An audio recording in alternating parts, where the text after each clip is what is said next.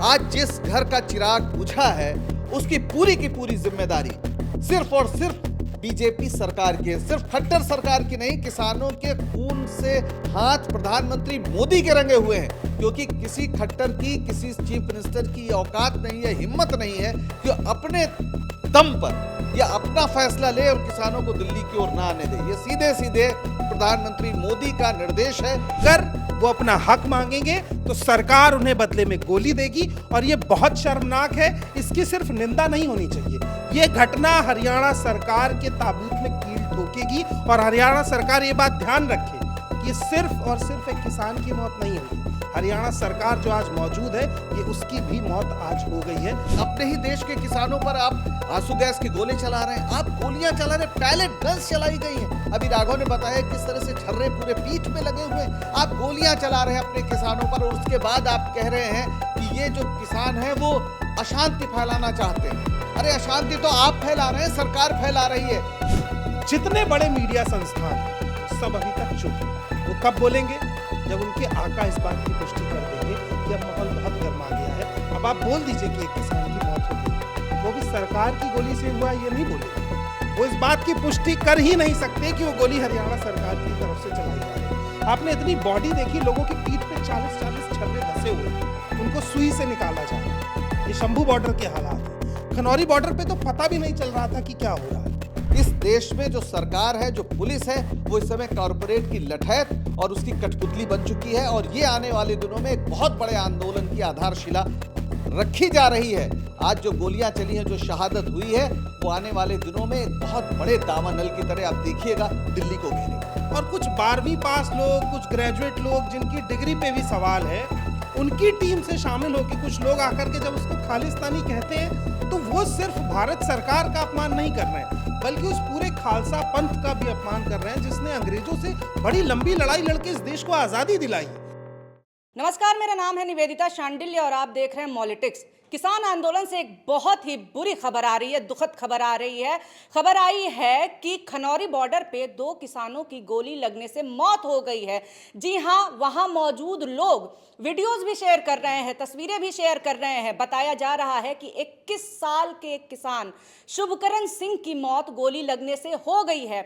भले ही हरियाणा पुलिस इस समय ये कह रही है कि ये खबर झूठ है, ऐसा कुछ नहीं है, लेकिन जिस अस्पताल में पहुंचने के बाद शुभकरण सिंह को ब्रॉड डेड यानी कि मृत ही लाने की बात कही गई, वहां के सुप्रिंटेंडेंट भी अब इस खबर को कह रहे हैं ये कंफर्म है कि हाँ, एक किसान, गोली लगे हुए किसान यहां पे आए और यहां पे आने पता चलता है कि उनकी मौत पहले ही हो चुकी है। हरियाणा पुलिस में एक बार और बता देती हूं कि अभी भी कह रही कि ऐसा कुछ नहीं हुआ, लेकिन तस्वीरें, वहां मौजूद किसान और वहां मौजूद पत्रकार बार बार कह रहे हैं कि गोली लगी है और गोली चलाई गई है। वहां पे कई लोग घायल हुए हैं, जिनमें से एक जगह पे खबर चल रही है कि 2 लोगों की मौत हुई है, लेकिन अभी तक किसान आंदोलन से जुड़े जो कि ऑफिशियल ग्रुप है वो बता रहे हैं कि एक किसान की 21 साल के लड़के की मौत हो गई है। सबसे पहले हम राघव के पास आएंगे। राघव, किस तरह की रिपोर्ट आ रही है फील्ड से अभी? निवेदिता, देखिए, शुभकरण सिंह नाम का एक युवक है जिसकी उम्र 21 से 22 साल है और वो किसान है। उसकी मौत हुई है गोली लगने से। और राजेंद्र हॉस्पिटल, जो खनौरी बॉर्डर के आसपास का हॉस्पिटल है, वहाँ के सुप्रिंटेंडेंट ने भी इस बात की पुष्टि कर दी है कि ये मौत गोली लगने से हुई है। 2 मौतों की बात कही जा रही है, लेकिन ये कितना शर्मनाक है। और ये उन तमाम लोगों से सवाल है जो ये कह रहे थे कि ये किसान नहीं है, यहाँ पार्टी करने आए। 21 साल का एक लड़का हरियाणा सरकार की गोली से मर गया सिर्फ इसलिए क्योंकि वो अपनी फसल का दाम मांगने गया था। 21 साल का लड़का मर गया हरियाणा सरकार की गोली से इसलिए क्योंकि उसे दिल्ली जाके अपनी सरकार से सवाल करना था कि आखिर उस किसान होने के नाते उसके जो हक हैं, उसके जो अधिकार हैं, उसे क्यों नहीं मिल रहे। 21 साल का लड़का इसलिए भी मर गया क्योंकि हरियाणा सरकार बीच में बंदूक, गोली, पैलेट गन, स्मोक ग्रेनेड, उसके अलावा आंसू गैस के गोले लेके खड़ी हुई है कि वो किसानों को दिल्ली नहीं जाने देगी। दिल्ली हरियाणा सरकार की बपौती है क्या? 21 साल के एक युवक की जान नहीं गई है। इस देश के तमाम किसानों के जो बेटे हैं ना, उनकी जान पे सवाल खड़ा किया है कि अगर वो अपना हक मांगेंगे तो सरकार उन्हें बदले में गोली देगी और ये बहुत शर्मनाक है। इसकी सिर्फ निंदा नहीं होनी चाहिए। ये घटना हरियाणा सरकार के ताबूत में कील ठोकेगी और हरियाणा सरकार ये बात ध्यान रखे कि ये सिर्फ और सिर्फ एक किसान की मौत नहीं हुई है, हरियाणा सरकार जो आज मौजूद है ये उसकी भी मौत आज हो गई है। ये उसे आने वाले चुनाव में पता चलेगा। लेकिन फिलहाल एक चीज़ और मैं यहाँ समझाना चाहूँगा कि पहले जिस तरह से खबर आती है, अमर उजाला इस खबर को ब्रेक करता है कि 2 किसानों की मौत हुई है, उसके बाद उसकी खबर का टाइटल बदलता है। जितने बड़े मीडिया संस्थान हैं वो सब अभी तक चुप हैं। वो कब बोलेंगे? जब उनके आका इस बात की पुष्टि कर देंगे कि अब माहौल बहुत गर्म आ गया है, अब आप बोल दीजिए कि एक किसान की मौत हो गई है। वो भी सरकार की गोली से हुआ ये नहीं बोलेंगे। वो इस बात की पुष्टि कर ही नहीं सकते कि वो गोली हरियाणा सरकार की तरफ से चलाई जा रही। आपने इतनी बॉडी देखी, लोगों की पीठ पे 40-40 छर्रे धसे हुए हैं, उनको सुई से निकाला जा रहा है। ये शंभू बॉर्डर के हालात हैं। खनौरी बॉर्डर पे तो पता भी नहीं चल रहा था कि क्या हो रहा है। यानी ये सब हो वहां भी रहा था। आज जब एक मौत हो गई है, उसके बाद खनौरी बॉर्डर के किसानों का संघर्ष मीडिया के सामने आया। आप सिर्फ इस चीज को समझिए कि किसानों के साथ ऐसा बर्ताव आजाद भारत के इतिहास में शायद पहली बार हो रहा है। पंडित जवाहरलाल नेहरू किसानों को भगवान कहते थे, नरेंद्र मोदी उन्हें अन्नदाता कहते थे। अब उन्हीं अन्नदाताओं पे गोली चलवाते, क्या उन्हें शर्म नहीं आ रही है? ये सवाल सरकार से करना चाहिए कि क्या सरकार इतना डर गई है कि वो किसानों को मार करके भी दिल्ली आने से रोकने के लिए तैयार है? इस समय टीवी मीडिया और अन्य जो मीडिया है, जिसको हम गोदी मीडिया कहते हैं, वो शंभू बॉर्डर से भी खबरें बहुत ज़्यादा दिखा नहीं रहा है। ऐसे में अगर आपको खबरें जाननी है, देखनी है, तो हमारे रिपोर्टर अनमोल और उनके साथ हमारे वीडियोग्राफर संजीत शंभू बॉर्डर से सुबह से तस्वीरें दिखा रहे हैं और भयानक तस्वीरें सर वहाँ से आ रही हैं। तो सबसे पहले तो मैं ये जानना चाहती हूँ सर, देखिए एक इतनी बड़ी खबर आती है और हम सर्च कर रहे हैं तो कहीं पे किसी संस्थान ने नहीं डाला है कि ऐसा कुछ हुआ है। पहले अगर ऐसा होता था, खबर चल जाती थी, फिर कहा जाता था कि हम ऑफिशियल्स का इंतजार कर रहे हैं, वो क्या बयान देते हैं। लेकिन खबर तो खबर है, ये खबर आती नहीं है, एक संस्थान डालता है, उसमें भी 10 मिनट में 3 बार हेडलाइंस चेंज हो गई हैं। ये किस तरह का माहौल बन रहा है? ये बताता है कि मीडिया पर पूरी तरह से सरकार ने कब्जा कर लिया है और वो नहीं चाहती कि असंतोष की कोई भी खबर सामने आए। पिछले दिनों जब हमने यहाँ पर देखा था कि किसान लगभग साल भर बैठे थे, उसके साथ भी मीडिया का लगभग यही व्यवहार था। लेकिन जब लगातार वो आंदोलन बढ़ने लगा, पूरे दुनिया का मीडिया उसको कवर कर रहा, तो फिर वो कवर करने को मजबूर हुए। लेकिन उसमें भी उनका रवैया यही था कि किसान गलत हैं, वो खालिस्तानी हैं, वो आतंकवादी हैं, वो अपराधी हैं, वो दिल्ली की लॉ एंड ऑर्डर को बर्बाद करने आ रहे हैं। ये इस पूरे मीडिया का पूरा रवैया था। ये वही मीडिया है जो हमें याद है मनमोहन सिंह के दौर में जिस तरीके से जब अन्ना आंदोलन चला तो रामलीला मैदान में जो 5,000 लोग बैठते थे उन्हें इस तरह से कवर करता था जैसे वो 5 लाख लोग बैठे हैं। पूरे इंडिया गेट के आसपास जिस तरह से आंदोलन होता था और जिस तरह से क्रेनें लगाकर उसको कवरेज मिलती थी, वो हमें सब याद है और वो बहुत स्वाभाविक था। ये मीडिया का अधिकार है कि असंतोष को दिखाए और लोगों का अधिकार है कि वो अपने असंतोष को लेकर दिल्ली की यानी देश की राजधानी पे पहुंचे।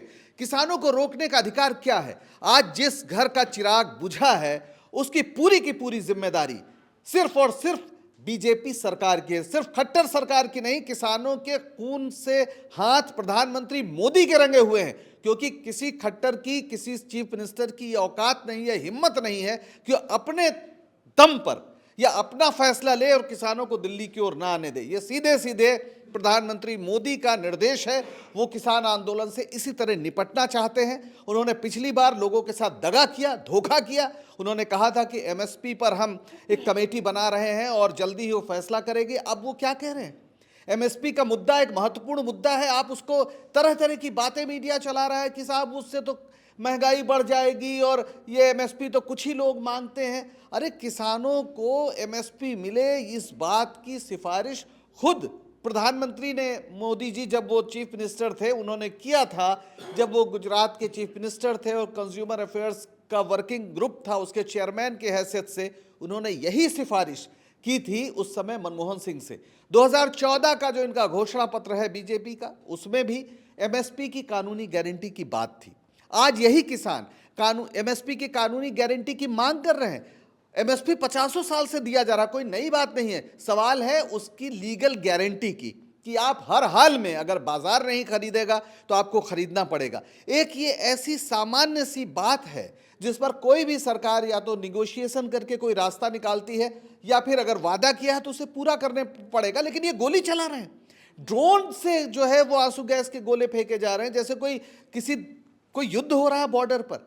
अपने ही देश के किसानों पर आप आंसू गैस के गोले चला रहे हैं, आप गोलियां चला रहे हैं, पैलेट गन्स चलाई गई हैं। अभी राघव ने बताया किस तरह से छर्रे पूरे पीठ में लगे हुए हैं, आप गोलियां चला रहे हैं अपने किसानों पर, और उसके बाद आप कह रहे हैं कि ये जो किसान हैं वो अशांति फैलाना चाहते हैं। अरे अशांति तो आप फैला रहे हैं, सरकार फैला रही है। और किसानों पर जो गोली चली है, ये कहीं मुझे डर है कि पूरे देश में किसानों को उग्र ना कर दे।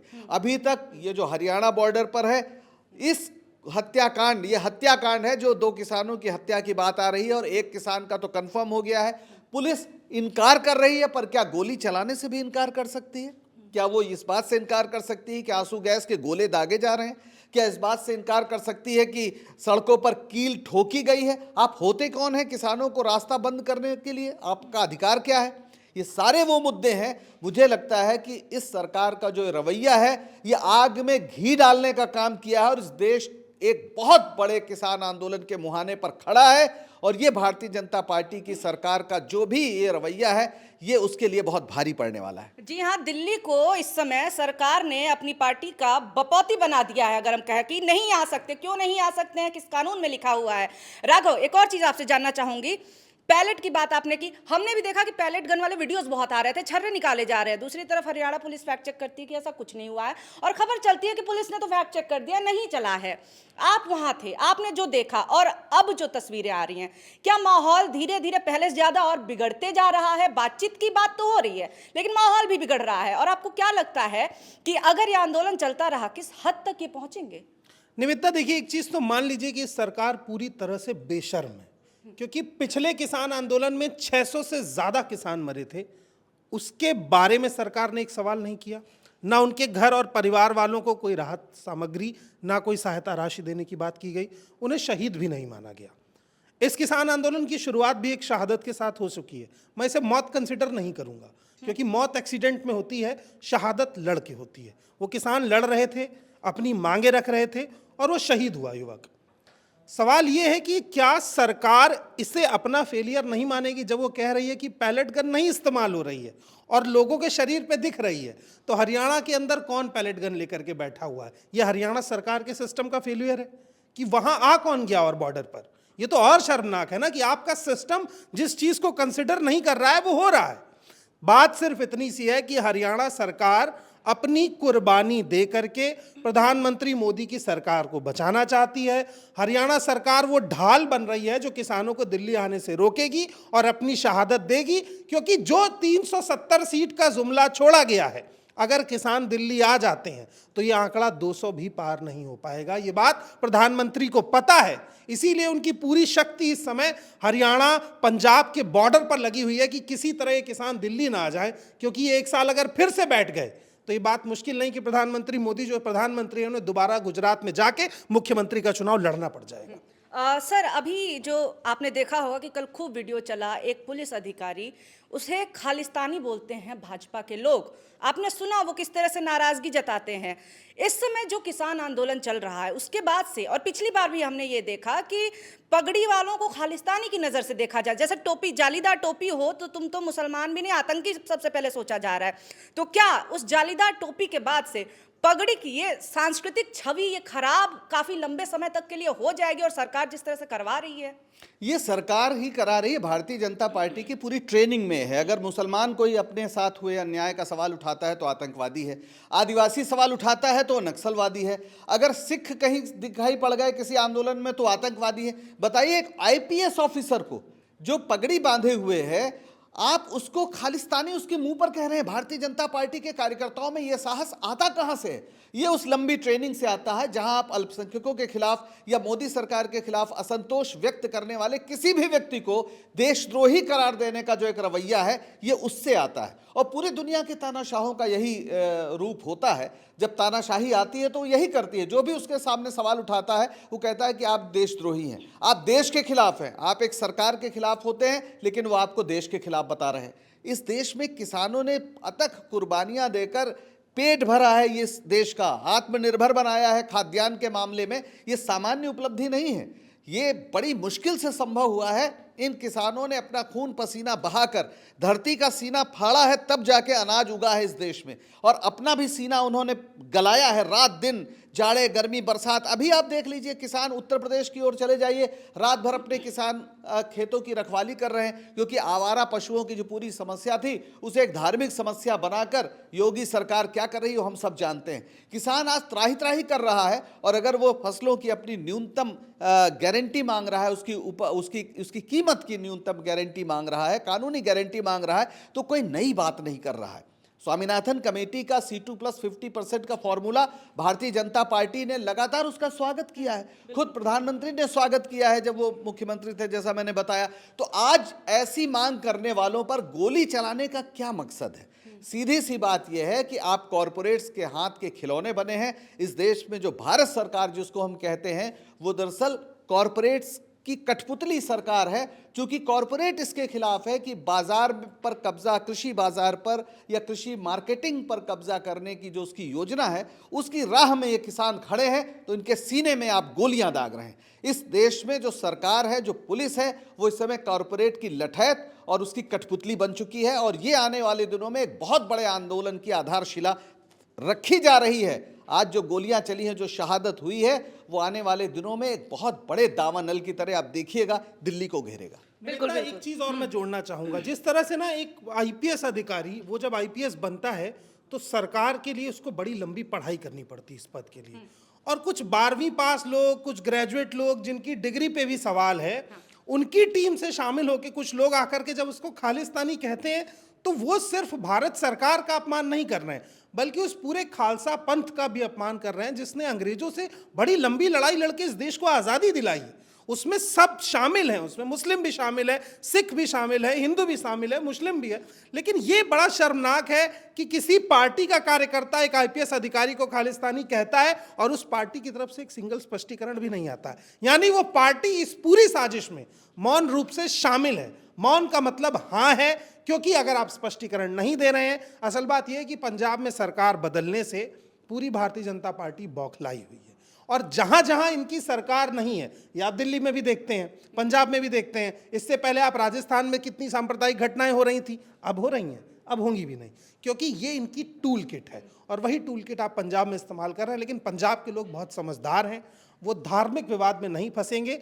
मैं इस साफ तौर पर ये बात कहूँगा कि पंजाब के लोगों ने किसानों के लिए जो आंदोलन खड़ा किया है, इसे किसानों तक सीमित रखें, किसी बहकावे में मत आए। बिल्कुल राघव, जो बात कह रहे हैं कि चाहे सिख हो चाहे मुसलमान हो, उनका योगदान और उनका बलिदान किसी से कम नहीं है। सभी का खून शामिल है यहाँ की मिट्टी में, किसी के बाप का हिंदुस्तान थोड़ी है। आप किस हक से किसानों को रोक रहे हैं? आप किस हक से जमीनों में, सड़कों पे कीले आप गाड़ दे रहे हैं? अगर आप इतना कंस्ट्रक्शन जो आप बोल्डर वगैरह लगा के कर रहे हैं ढंग से कर देते तो कुछ गरीबों का भला होता, लेकिन नहीं, पूंजीपतियों की भलाई के लिए, गरीबों को रोकने के लिए दुनिया भर के ताम झाम, साम दाम, दंड भेद सब कुछ इस्तेमाल किया जा रहा है। अगर आपके लिए आपके किसान आतंकी हैं, आपके मुसलमान, आपके अल्पसंख्यक आतंकी हैं, आपके छात्र आतंकी हैं, तो उनके वोट से आप सत्ता में बैठे हुए हैं, आपको भी हम आतंकी क्यों ना माने और खुश हो जाएं? किस बात से खुश हो जाएं कि हमारे यहाँ गोलियां चल रही हैं, हमारे यहाँ आंसू गैस के गोले हमारे किसानों पे छोड़े जा रहे हैं, हम खुश हो जाएं कि अबू धाबी में मंदिर बन गया है? इस बात पे हम खुश होंगे?